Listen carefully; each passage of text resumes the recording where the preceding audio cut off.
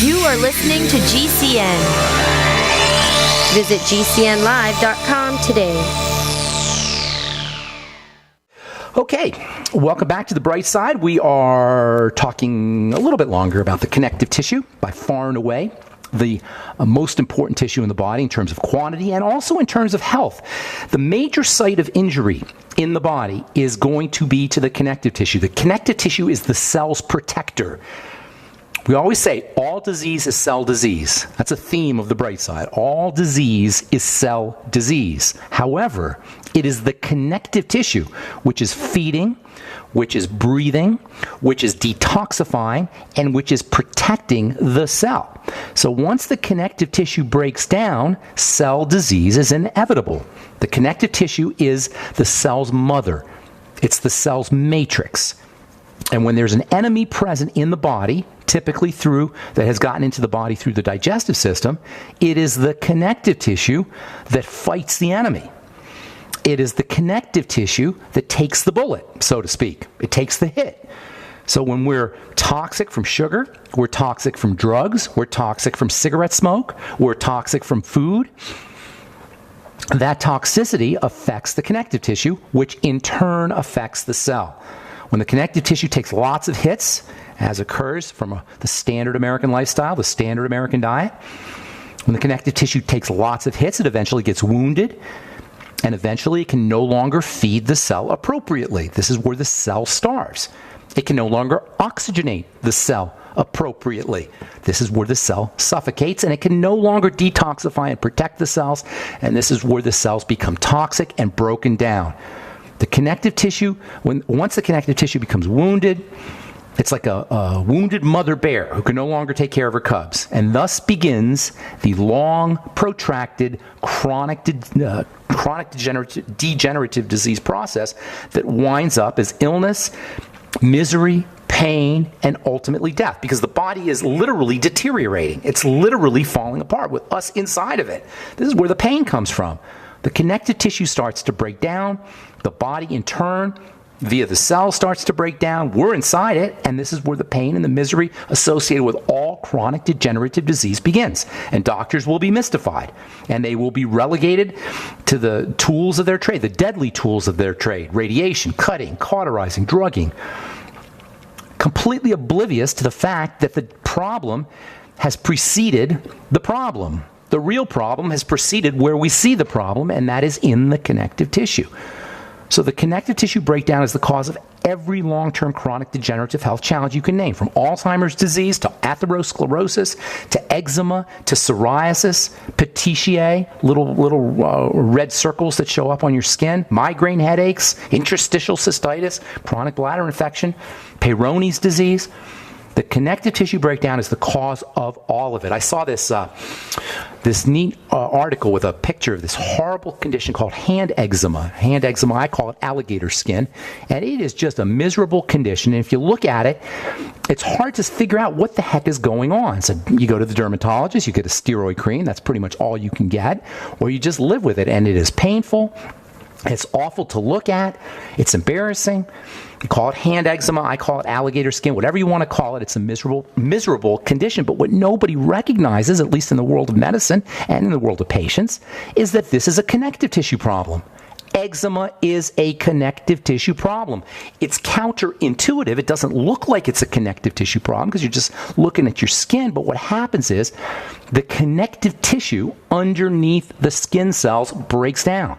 The connective tissue underneath the skin cells takes the hit from digestive toxicity. This is the link to digestive toxicity.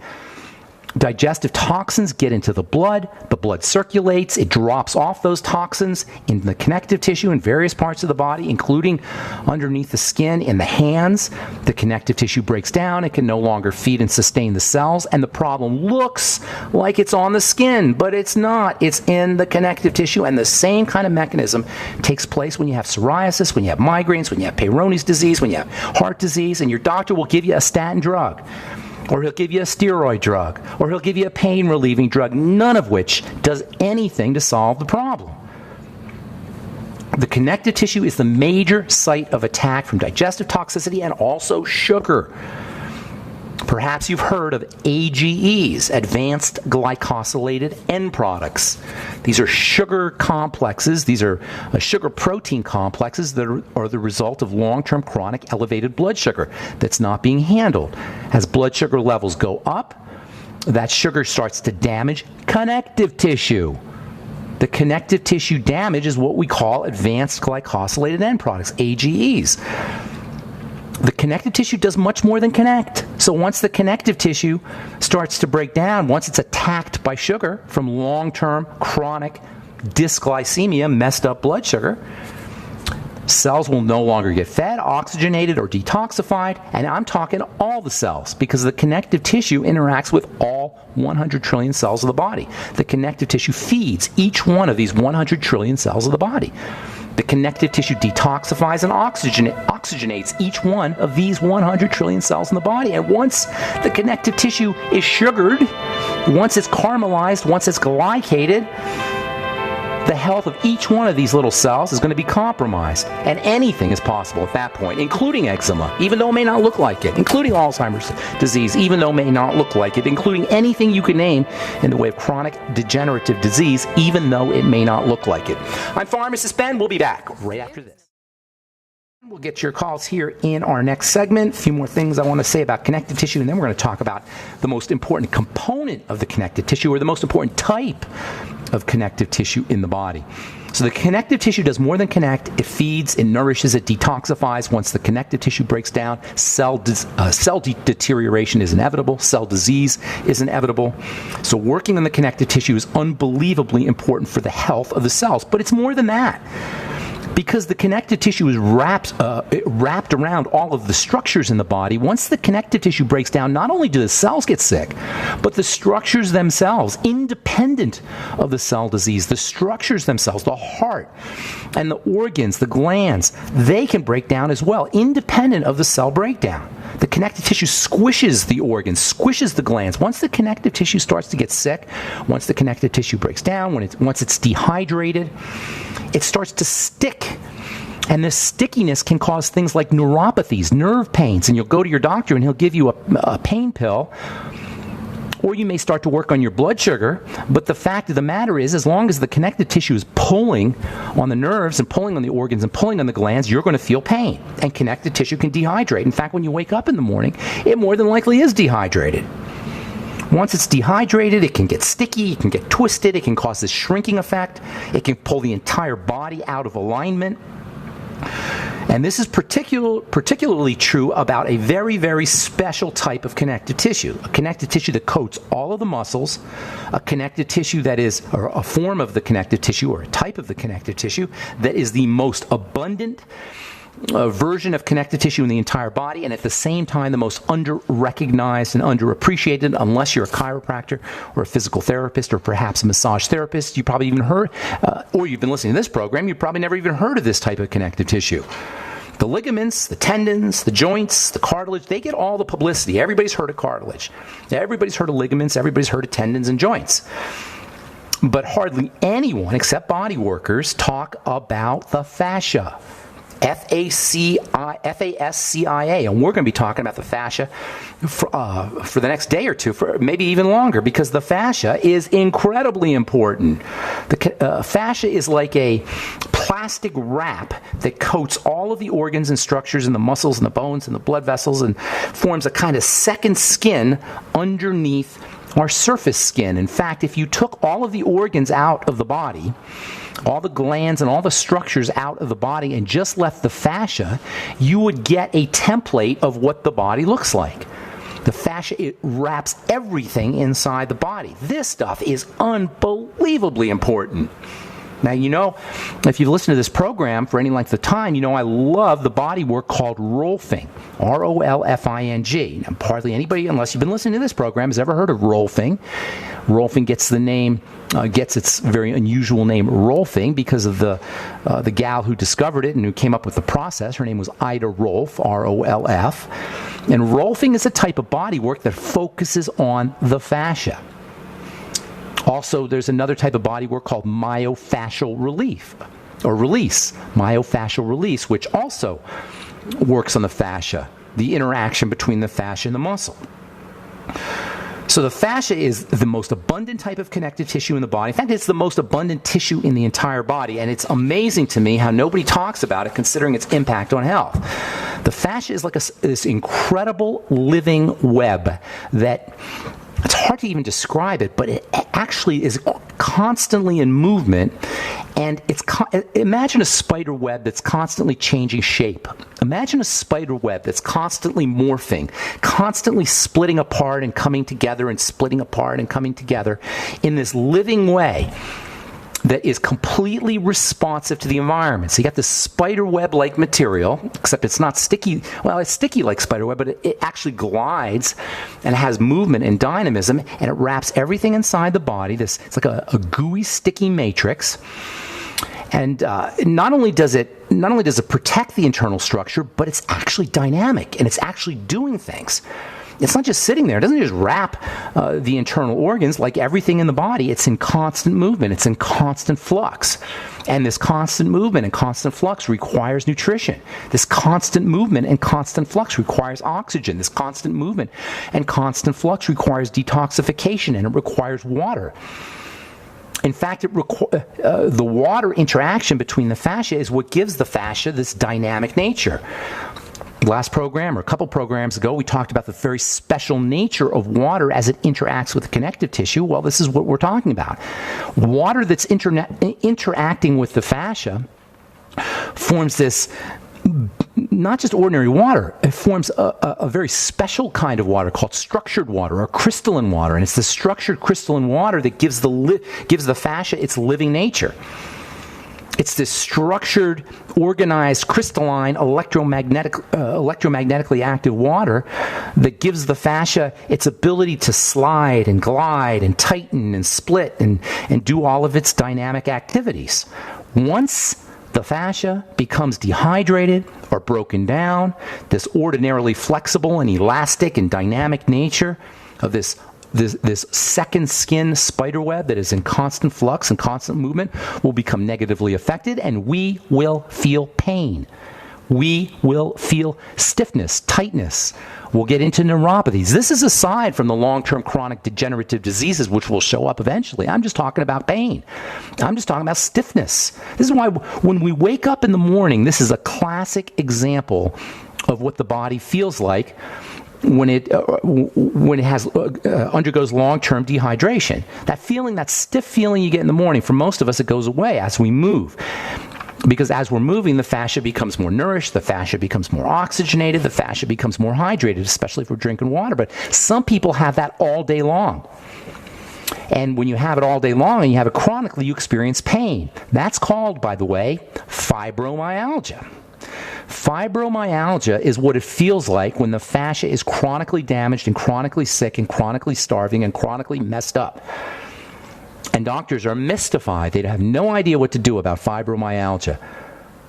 Well, if you're listening to this program and you understand what I just said, you know more than your doctor when it comes to fibromyalgia. You know more than your doctor when it comes to a lot of things. But fibromyalgia, because it's such an absolutely miserable condition, and I mean miserable, it's so tragic to me that nobody is focusing, at least in the world of medicine, on where the problem is, in the fascia, in the connective tissue. Do you guys think working on your fascia and working on your connective tissue is important? You better believe it is, and there's lots of ways to do it. We'll talk about a couple of them when we come back from our break and take your phone calls as well.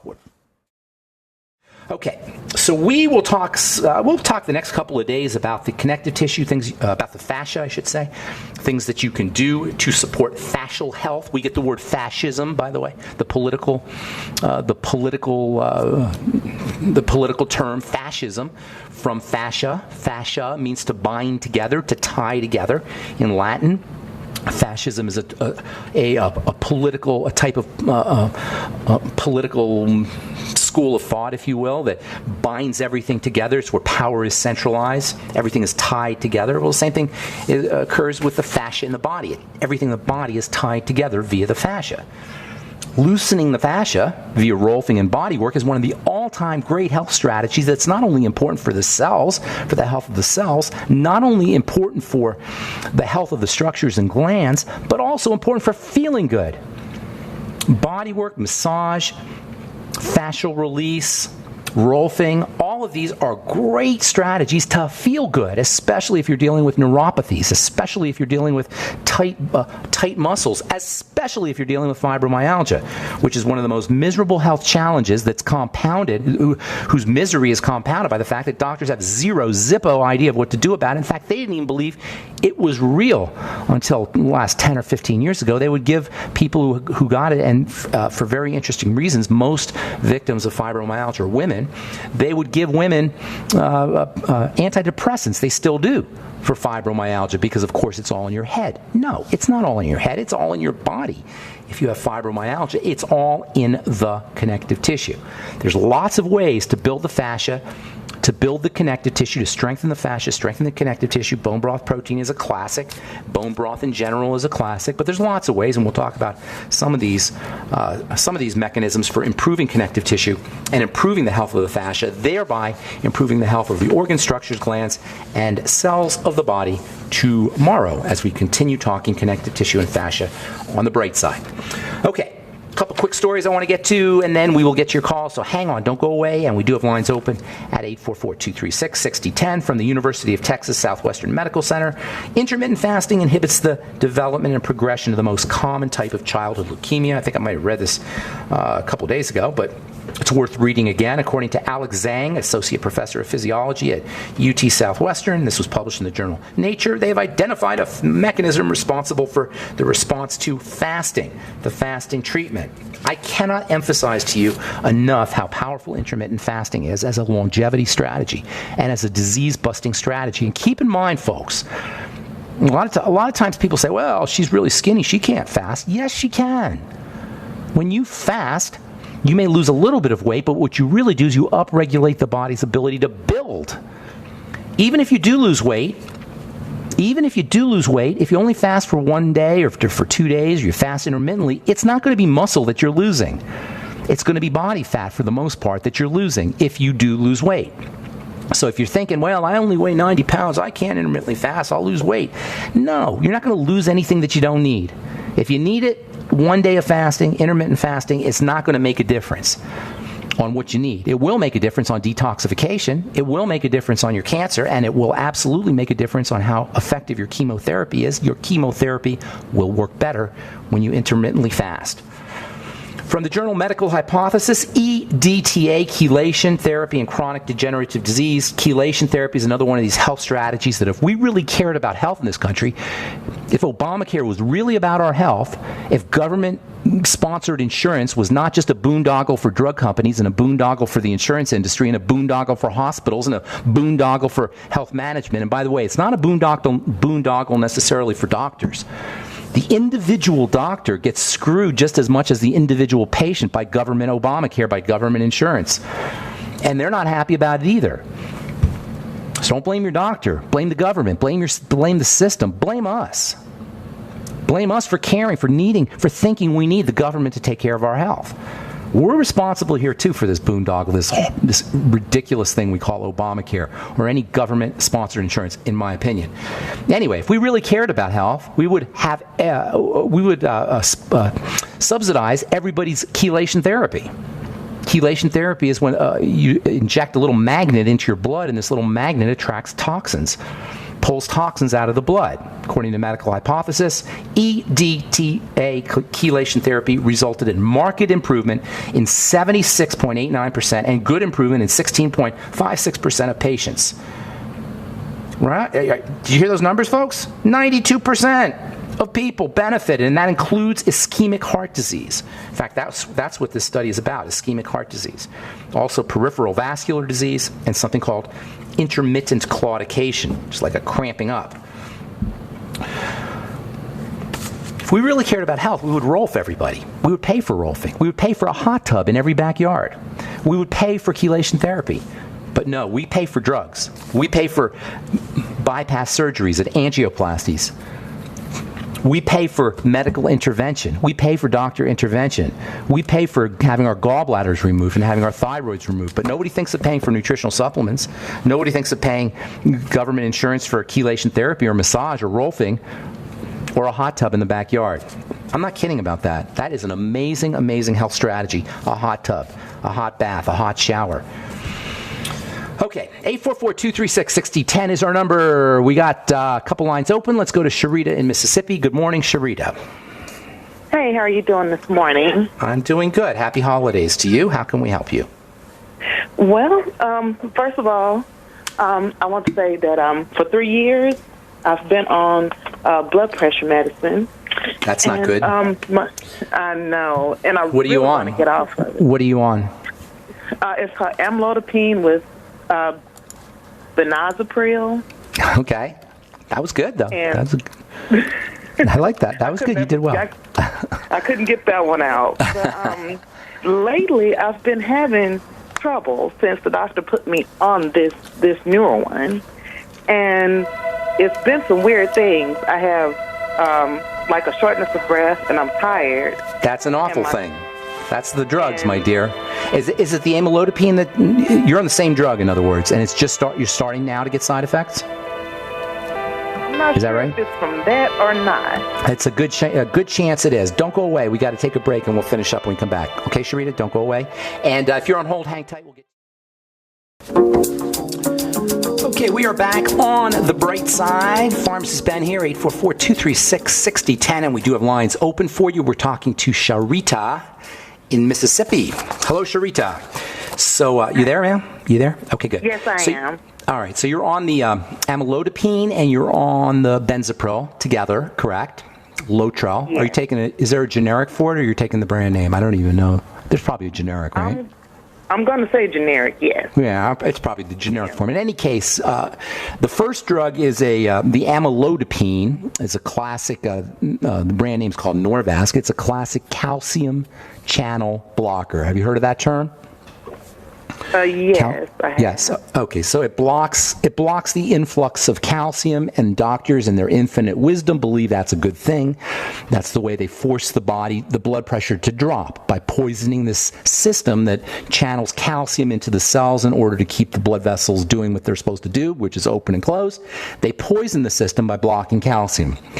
Okay, not a good thing. A very bad thing. In fact, calcium channel blockers are among the worst of all drugs, and that's saying something, although they're not the worst, but they're, near the top of the list. I'd say top 10 for sure. Then the second drug is ACE inhibitor. That's a benzapril, and the clue to that is the pril, P-R-I-L, or captopril was the first one that came out, Zestril, IL actually, in the chemistry world, it's pril, P-R-I-L, but in the layperson's world, it's just IL. When you hear IL at the end of your drug, you got what's called an ACE inhibitor. These are drugs that work at the level of the kidney, because the kidney is the kidney and the adrenal glands are your major blood pressure regulating system, or glands, or systems, I should say.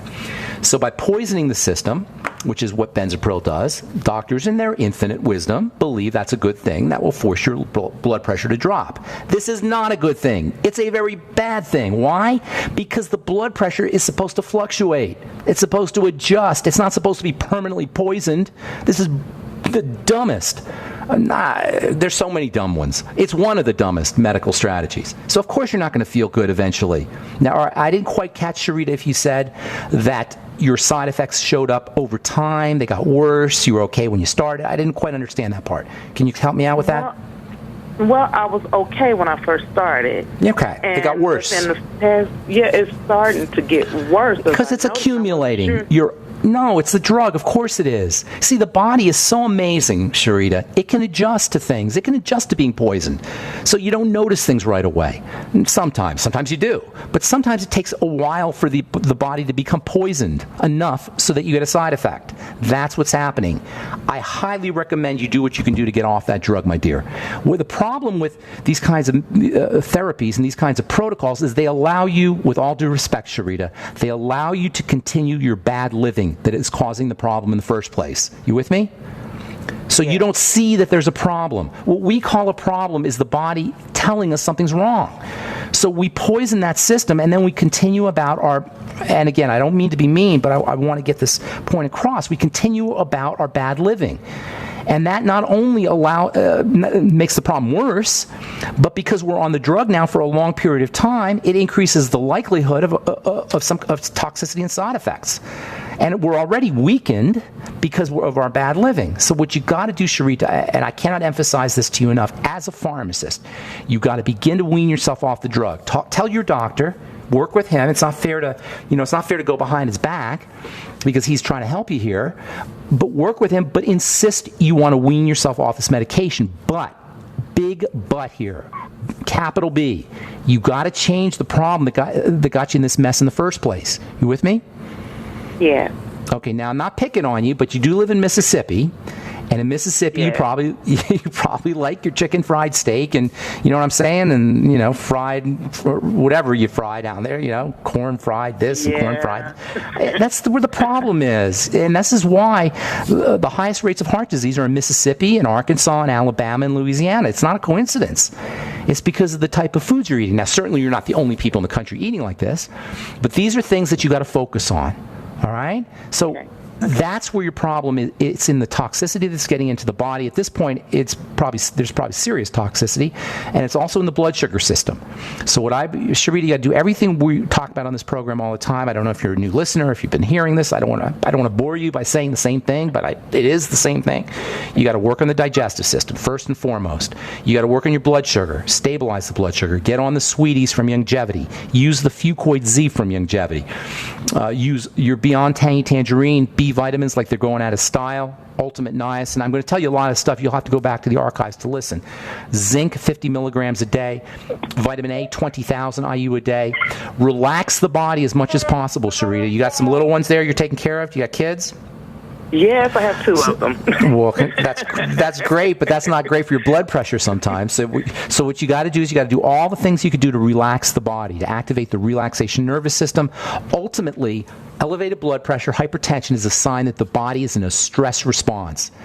Now, the blood pressure is supposed to go up and down a little bit. It's supposed to fluctuate a little bit in response to what's happening in the environment. But when it's chronically elevated, this is a sign of a chronically activated sympathetic nervous system or stress response or emergency response system. This is why hot baths, take 2 hot baths a day, 1 in the morning, 1 at night. Sharita, you have a blood pressure cuff? I do. Okay, get your blood pressure cuff, take your blood pressure. Then go sit in a hot bath for 5 or 10 minutes. And then take your blood pressure again. What do you think is going to happen to your blood pressure? It's going to drop like a stone. Like a stone. Faster than any drug will do. Now, you may have to be careful because you're on a drug now, so you may not want to do it for more than 2 or 3 minutes and sit in the hot bath because your blood pressure will really drop. But you can wean yourself off your meds. You follow me with this? Yes. You can wean yourself off your meds and wean yourself... Well, let me just say one more thing. Wean yourself off your meds and wean yourself into a hot bath. Last thing is slow, deep breathing. Slow, deep, rhythmic breathing. The rhythm is very important. And there's a couple other things I could add too, but we're running out of time here. What's your question? Oh, okay. Well, I know you said that it was the blood sugar because the doctor that put me on it, she ran a test, and that was one of the things I've noticed on there. It said glucose serum was 100, and I looked it up, and it said that's almost in the pre-diabetic range. No, you're not a pre-diabetic. Sharita, you're not a pre-diabetic. Those tests are useless and meaningless. You go by your symptoms. You have the symptoms of a diabetic. You probably got weight issues too. Yes? Yes.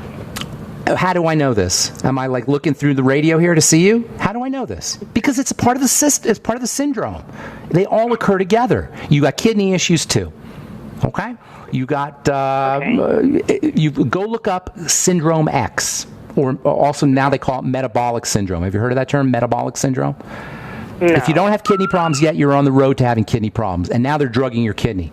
Look up Syndrome X or metabolic syndrome.